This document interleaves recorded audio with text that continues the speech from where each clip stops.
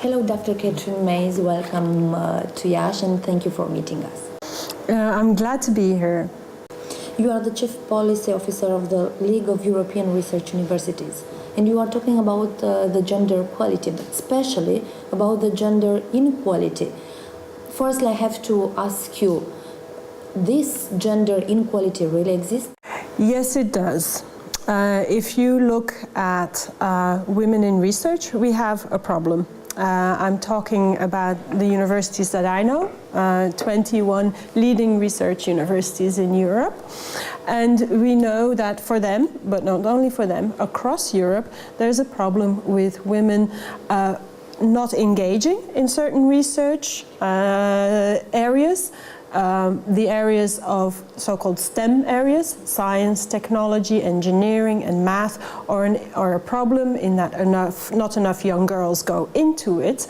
But if you look further down the career, you look at when people get their PhD.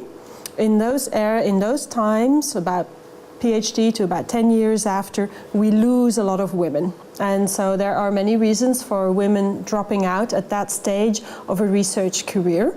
Because if you then look towards the end of the pipeline, you look at the full professorships, you look at the leadership of universities, the rectors, the vice rectors, the deans, the heads of departments, we have a problem. We have for anywhere from between 15 to 25% women. So whereas we start out with, if you look at the undergraduate level, bachelors and masters, 50% or more of women, almost 50% that are getting a PhD. So why do they disappear? That's the issue. We do have an issue. From the political point of view, from the economical point of view, why all these governments invest in women, after all? Exactly, that's the point that we would like to make. You cannot afford, as a society, to lose the women in universities and in research professions. We know that nowadays our modern societies in Europe are research-driven. They are called what are called knowledge societies. Our traditional manufacturing has disappeared. We really rely on our brains. Europe has as its competitive advantage our brain, the fact that we can innovate, that we can make new breakthroughs in research, and that we can conquer the world on basis of that, of our knowledge. If we lose that, we're going to be in a difficult position in Europe. So we can, and we know that we cannot. Why do we train all those women if we're then going to lose that?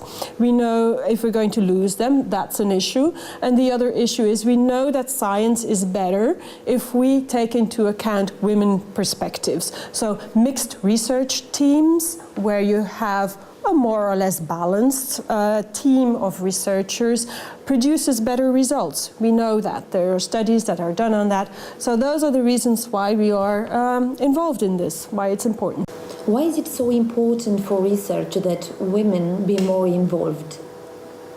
There are studies that show, and this doesn't only apply to research, but in other areas as well, that the way people engage in research is different. And women tend to be more social, more discussive, interact with each other more, to come to a result and to progress the steps, the progress of research projects. Men tend to be, and I say tend to be, more lone scholars, do their own thing. They're very target and result oriented and less discussive. They tend to work less well in a team. They are not a team player. Less. And I have to add that research is a very competitive game. There is a lot of stress on researchers nowadays to bring in lots of money, research grants, competitively won. some of those competitions have very low success rates. If you know that the success rate of some competitions is 20% or 10%, okay, you know it's very cutthroat. It's a very harsh world in there. You have to have a specific attitude to get through that. So it's a hard world. Women don't always feel at ease in that. So that's why do you think that it's more difficult for a woman to be successful in research? It's not about women being less apt for science, okay, less able to do research. It's about, one, it's a tough world out there, it's a very stiff competition, but it's also about inequalities and bias. And bias is not explicit. It's not that people want to discriminate against women. But bias exists often in an unconscious way. Just to give a concrete example, there have been studies on this where they've made up, where they look at the recommendation letters for people to be promoted, for instance. And they see that when they when they write recommendation letters for men, they tend to be more about their dominating, their leadership qualities, their performance, their outstanding achievements. They tend to talk for women about how social they are or nice they are, and the different qualities get stressed in recommendation letters for women and men. So it means also that then in this research competition, men are more likely to be chosen. Those are ways in which implicit or unconscious bias exists. There are ways that, it was also found, this study that I'm referring to, that women do this just as much as men. So it's not men that have a bias against women. Often, women are as strong in their implicit or unconscious bias as men. So what is needed is we need to make sure that we train the people that make decisions on giving grants, on giving awards, on giving promotions, that they are aware of gender issues, that they are trained in how to look at applications so that we equally reward and promote and recruit women. Do you think that for the women with family, for women with babies, is it more difficult to get in touch, to be successful in research? There is an issue with women tend to have babies at a certain time in their life. This coincides with the period of research where it's very demanding and very intensive. This period in which you have to get grants and you have to get promoted and you have to publish papers is exactly that period after your PhD to establish yourself as a researcher. And it's hard to combine that with a family life. Okay, so also women tend to be in partnerships with other academics, and then you get the problem of balancing two research or academic careers, and that adds another layer of difficulty to it. Yeah, the world of research is also, as I said, hard. If you are, for instance, a researcher and you need your lab time at midnight, labs run day and night. You need to go and check on your experiments in the middle of the night. That creates issues. Or you have meetings at 7 and 8 p.m. at the time that your family may need you. Those things often fall on women. So what we need to make sure is that we create women-friendly environments, but these are not only women-friendly environments, they're family-friendly environments. You are talking about some universities, like the University of Zurich or the universities from UK, who adopted some of the programs who are women-friendly. Yes. Tell us more about these programs. There are lots of different programs and universities or possibilities. Universities really choose as to what they need most. But you can, for instance, think of childcare that is open at night or open in the weekend, so that women can go and do their research when they want to. Again, as I said, this is also for men. It's just it's a question of providing good working conditions and making the job of a research profession, which is a difficult profession at times, more attractive for men and for women. Some universities have specific measures for women, for instance, after a maternity break, to come back, to make sure that their research gets back on track and that they don't suffer too much from being away from their research, by freeing them from other duties, for instance, so that they can concentrate on that research right after a maternity leave, or giving them extra money or research support, research assistants who can help them with their research, or freeing them from other responsibilities like teaching and so on, so that they really can get a good start again in their research. So those are specifically targeted at women. Some universities have dual career programs because they know that women tend to be in academic partnerships. Like University from Zurich? Right? Yes, most of the LERU universities actually have those dual career programs. But yes, where you try to attract partners when one needs a job, or the university wants to give a job to one, that they also look at what are the partner's needs. You can't just give another academic job to the partner, but you can offer support, help, and see what is needed. Within the university, it can be difficult. You cannot just create another professorship if the other person is a professorship.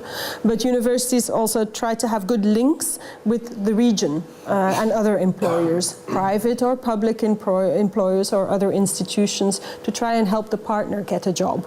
You're talking during the conference that you're talking about some subtle way that determined women to quit their dreams and their careers. Please give us some examples of these subtle ways. I think the subtlety also, yes, there are two things. I think there are many ways in which messages are sent, and all together they start to form a big obstacle. So it's like small molehills that become a mountain, an insurpassable mountain for women, at which point they then say, I've had enough. I'm thinking of the example where I've heard women and career counselors who work with women say this a lot, is you have to learn in the world of research how to steel yourself for a hard job and steel for rejection. I mentioned like 10% success rate in grant applications. Women tend to deal with that differently than men. So they need a different kind of coaching and support to make sure that after a disappointment, they keep going, you don't give up. It's like in politics, right? They say to be in politics, you have to have a thick skin and you have to be able to deal with disappointment. It's a little bit like that in research as well. So do you think this should be part of LERU strategy or part of a strategy of, I don't know, universities regarding gender equality?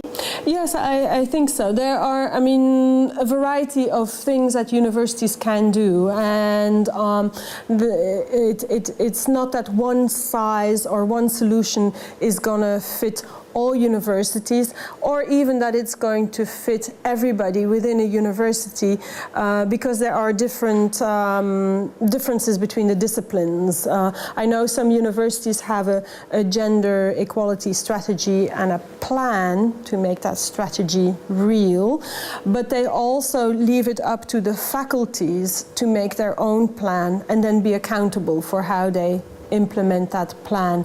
What I mean is, if for instance in life sciences, in it's very different from being in social sciences or being in engineering. So the faculties also need the freedom and the flexibility to say, this is what we need in our department or in our faculty, and this is how we're going to do it. You're a doctor in linguistics and a professor in Italian language. This is quite impressive, I must say. Now you are the chief policy officer of the LERU. Was it so difficult? Was it difficult for you to get there? And you have a child, a daughter, right? I have two. You have two. Well, how difficult was it? It hasn't been easy, I have to say that. I also was in a situation of being married to an academic partner, so I'm very well aware with the difficulties of balancing two academic careers, and I would say that was probably the hardest one. I found that harder than actually raising the kids, or making sure that my kids are taken care of, that they have childcare and so on. Even if it wasn't easy, I lived in the. Challenging you. Right? Yes, of course, yes. And but you never know how life is going to work. Life sometimes takes different turns. For instance, I followed my partner to come back from the States to go to Belgium, and therefore I ended up in a completely different career, as I may say. I am no longer a practicing linguist professor, but I am full-time policy officer for LERU, so I don't do research as such anymore. I don't teach as a professor anymore, but I have found a very different type of career, which I enjoy very much. So I would say you also have to be open for new opportunities and see where life takes you. Have you noticed any differences between the universities with more women in board than the universities with only men? That's what absolutely true. I think two things. One, it is important because also there are studies that show that you need a certain amount of women, and they talk about a tipping balance of about 1/3 of women in leadership positions to change the atmosphere, to change how things are discussed, how things are decided. That's the case not just in universities, but also in companies and so on. So I think that's important. We are certainly not there as LERU universities, but I think no universities are really there. To the national situation and national legislation. The Nordic countries, for instance, have much more women-friendly employment legislation. For instance, maternity and paternity leave is shared. There's a law that also the father has to take parental leave. It has to be shared between the mother and the father. And if it's not used, you lose it. Because some countries have the legislation also that you can have so many months, and it isn't either one or the other can take it, but then it ends up that the woman always takes it, not the man. My point was that in countries like Sweden and other Nordic countries where the national legislation is such that women are very much helped in terms of employment, that makes a big difference. And it's not only that, it's also, for instance, making sure that women are on the highest boards in universities or also outside. They have those laws as well, and that makes a difference. You need that change. Do you think that the European politicians do something about this? Oh yes, they do. Actually, there is a proposal now in the European Parliament to have a certain percentage of women on executive boards of companies. So that's a very concrete action, which is not specific to research, but one in which Europe is trying to promote change in Europe. In terms of research, it is also an action. We have a European funding program for research, which will be starting in 2014.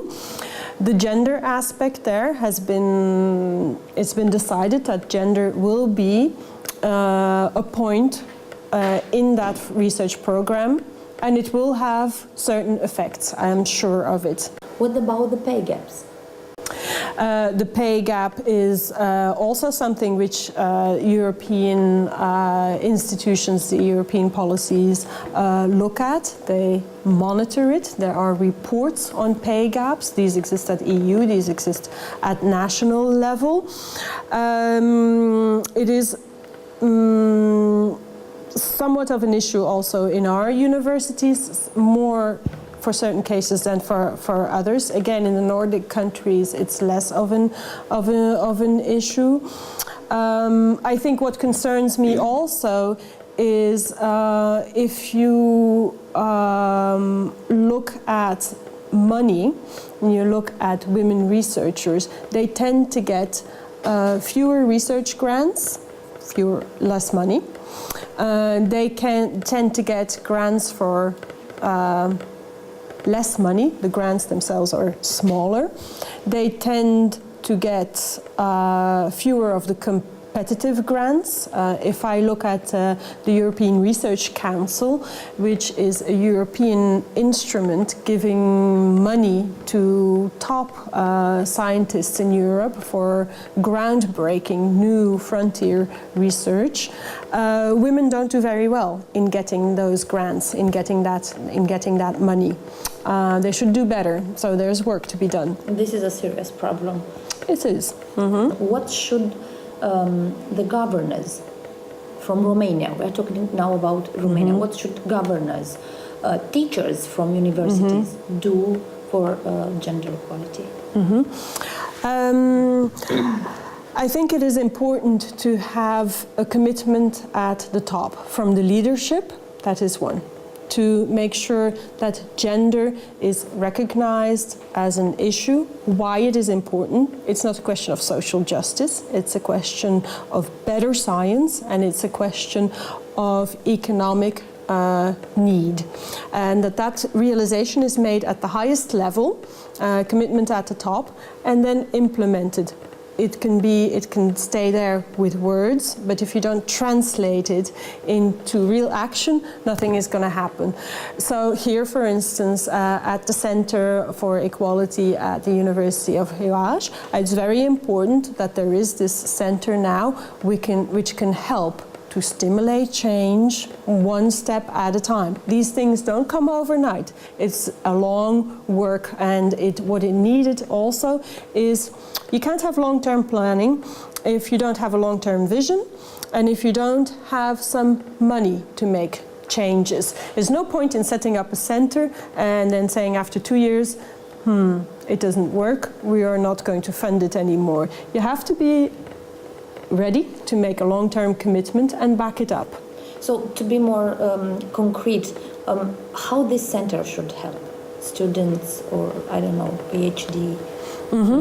I think it's important to provide support all along the career. It helps if the center has money to provide specific actions, like for instance counseling, or to give money for traveling to conferences, for applying for research grants, like these breaks that I was talking about, maternity breaks, making sure that women have some money to get their research career back on track after a break. So actual money to make those things available, but very important also are things like mentoring and coaching of young researchers by older researchers, men or women. It doesn't matter, so that young researchers are guided and see what the possibilities are to have good career perspectives to think about your career as something which you need to think about and you need